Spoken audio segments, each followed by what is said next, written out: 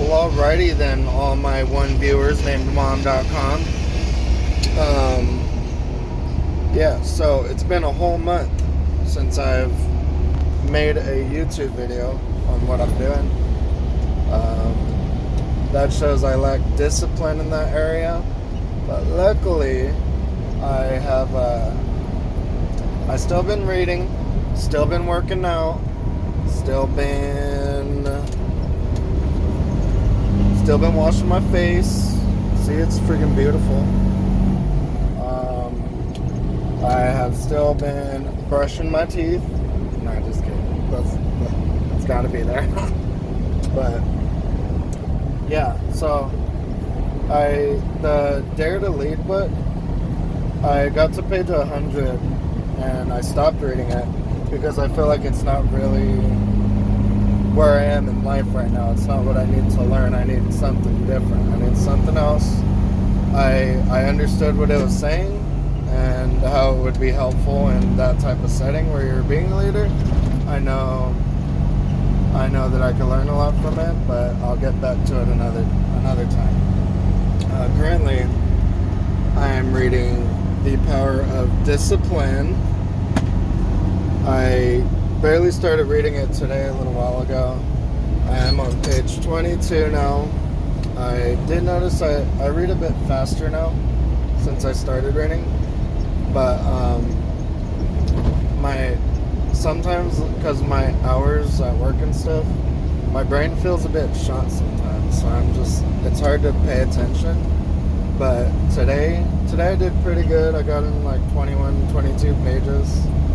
I understood what I was saying. I'm excited to read it all. I can't wait. Today also I barely added a brand new morning routine habit that I'm going to try and do every day, and that's cold showers. I still have been watching a lot of mental health videos and growth videos, and cold showers popped up. The point, what a cold shower basically is for, is the obvious thing that we probably don't understand unless we learn it and read about it or see it or hear someone say it, is that when you take a cold shower, it brings up all your dopamine. Like you know how drugs just make you feel so good, except it fucks up your life? Well, yeah, cold showers do that too, like drugs, except it doesn't fuck up your life. And when you do it in the morning, it gets you to just fucking handle your day, tackle your day, smash that day, destroy that day, friggin' make that day count.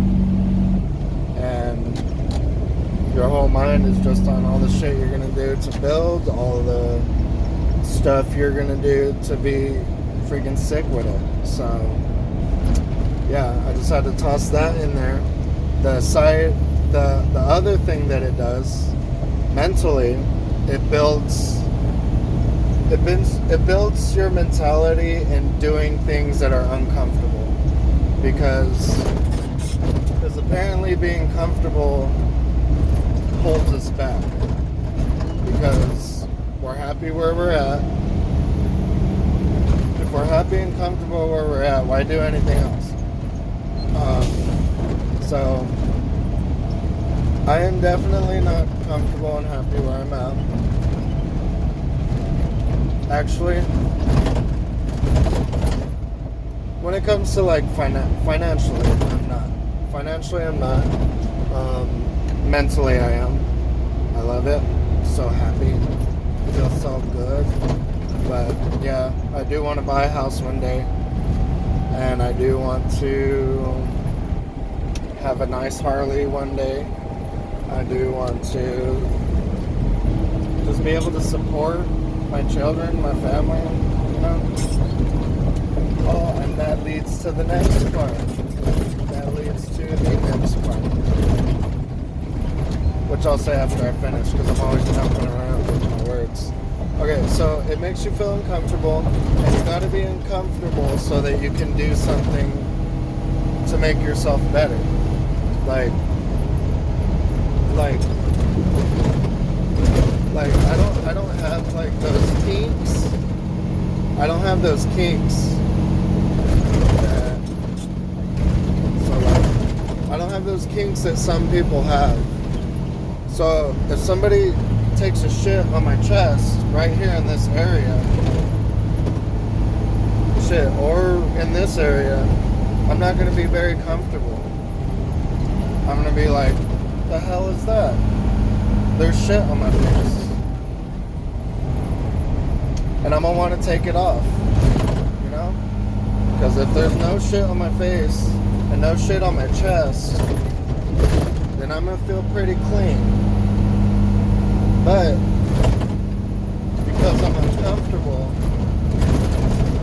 that told me that I need to take that shit off my chest. Otherwise, if I was comfortable with the shit on my chest, I'm just gonna leave the shit on my chest. Like, it ain't bothering me. Just keep it. So I think that was like a little comedy special that I just made. Improv. But like the real thing of that is you get used to being uncomfortable. So when you get uncomfortable, you're used to it and you do something about it. But it doesn't affect you as much because you're used to being uncomfortable.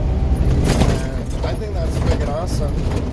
I want to get used to being uncomfortable so much that I'm just fucking chasing solutions, chasing innovation, chasing everything that's going to make me better, because I'm in a constant state of feeling like I need to be better, because not being better sucks. Like, I know I'm better today than I was yesterday. Like, I know a couple more things, but still not good enough. Still not good enough. I need to know a couple more things today. And then tomorrow, guess what?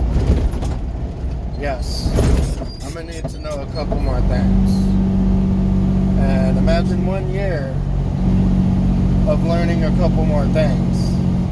If there's 365 days in a year, and you're learning a couple more things every single day, then in 1 year, you didn't just learn a couple more things. You learned a whole year's worth of more things to practice and implement into your super awesome life that you have to make awesome yourself. Because I'm not going to do it for you. Maybe I can tell you some stuff, show you some stuff, but when are you going to implement that stuff into your life, buddy? You do it. I promise you'll be happy and love it. But, okay, so, here's what's been going on for the past month. Like I said, I've been keeping up with all my stuff, all my growth, progress, health. Not all of it. I never went through on that diet that the fitness class gave to me. I didn't go through with that because of other bad habits that I have that I am so aware that I need to get rid of and stop doing. We'll see when I get to that, but I'm thinking, like, with the way I've been feeling, it's going to be coming pretty soon. But yeah, so the biggest change that's happened is I am again in the relationship with the woman that I was for the past 3.5 years. It was a pretty toxic relationship. I might have mentioned that already. I'm sure everybody knows how toxic relationships go. Fighting, not knowing how to express your emotions, not knowing how to talk to each other, not knowing how to love each other, all you know how to do is enjoy things together, and then that's it. If there's no love, if there's no connection, if there's none of that, then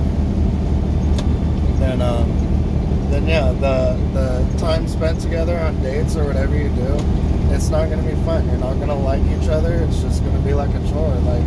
Like, oh, you love me, then you gotta do this with me, type of thing. But yeah, so you guys know how toxic relationships go, I think. If not, you've seen somebody in one. So we are in a relationship again. My lover has her own issues also that she is also working on. I do believe that the difficulty of the relationship did bring us to a place of wanting to grow. Me first, because I'm freaking awesome. But she's trying to grow too now. She's working on it. The things she tells me, I hear the change. But we just gotta practice it, which we have. There's been a couple tough conversations we've had. Some where I got a bit angry and I noticed myself kind of not letting her speak, interrupting, listening to respond and defend rather than listening to empathize. I would catch myself sometimes doing that. So this time around, I just take a break, take my space, let her know I'm angry, I'm not communicating right, and we need to come back to this. So that is a huge step to mankind, my mankind, because I'm a man and I'm kind, and so that's good. I'm happy for that.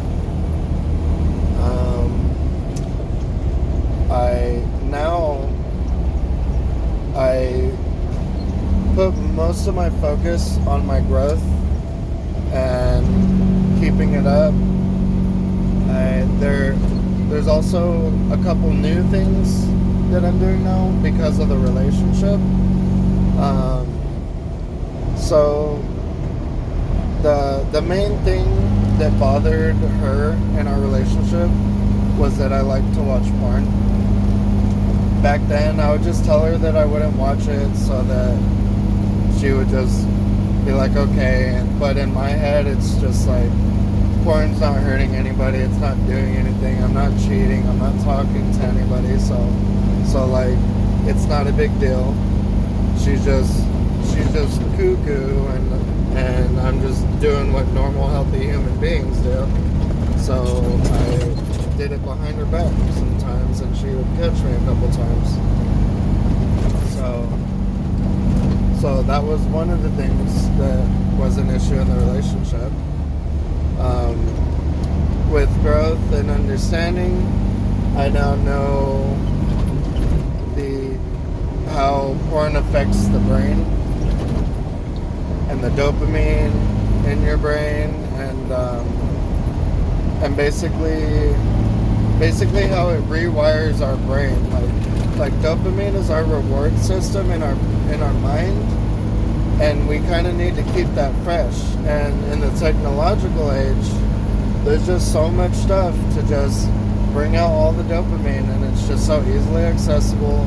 It's free as long as you're paying your phone bill or whatever, and it's just robbing us of feeling actual reward,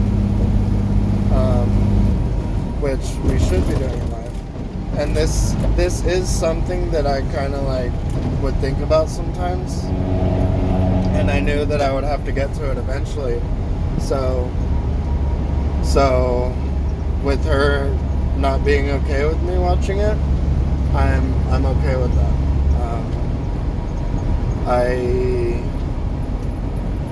I need to get through this also, so that I can rewire my mind to to feel a lot of reward out of things that are better in life for me, such as human connection or just real love or being selfless rather than selfish. If you can see a whole bunch of beautiful women with their clothes off on the internet, and then on the side your woman's over there nagging at you, but who cares, because you have all this access to beautiful women. So who cares to care about the feelings and emotions of the person you're actually with? Like that's kind of how the brain does it, but we don't really think of it like that. It's just the way the world is right now. It just tells us it's okay when it isn't. But we were babies as technology started happening. All our parents didn't know anything about it, didn't understand it, didn't understand the effects that it would have on us and all of that. So we got to be the ones to do it, and that's fine. I'll be part of that cycle. I'm born in this time of the world, so that this is the stuff that I work on. So yeah, I'm okay with that. I'm okay with having a healthier mind. I'm okay with managing my dopamine. I'm okay with all that. So right now, we pretty much have been together this entire month. She has been reacting a lot better to things than she would in the past also.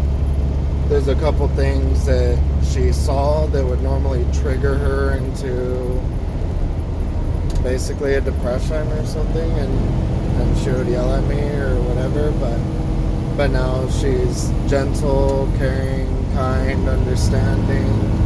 She's really working on her part too, and I really admire that. I really love that. We have a daughter together. She is gorgeous. She is beautiful.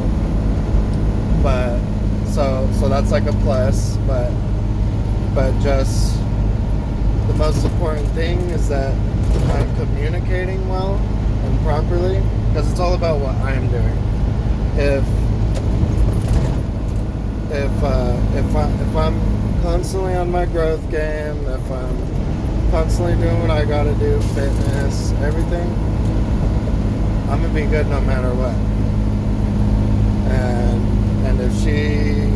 And if my lover wants to go and do whatever, then it's her loss. Like I'm doing something pretty awesome.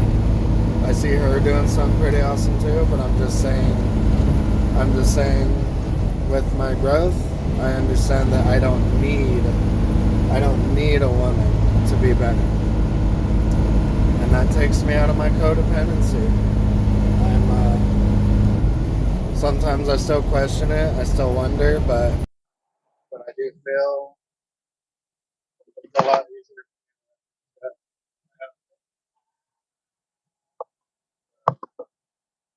That'll be the end of this video. I did want to go more, but in the video call, I'll post it right now. Pretty happy. I'll get back into keeping this up. Take my cold ass showers in the morning, regardless of how early I gotta get up. Things will get better. Things will get better. Just keep at it. Keep at it. Alright, guys. Love you. Keep growing. If you can't grow anymore because you're too short, grow on the inside, and then it'll show on the outside, baby. You'll be super big without people seeing how big you are at first. Alright, love you. See ya.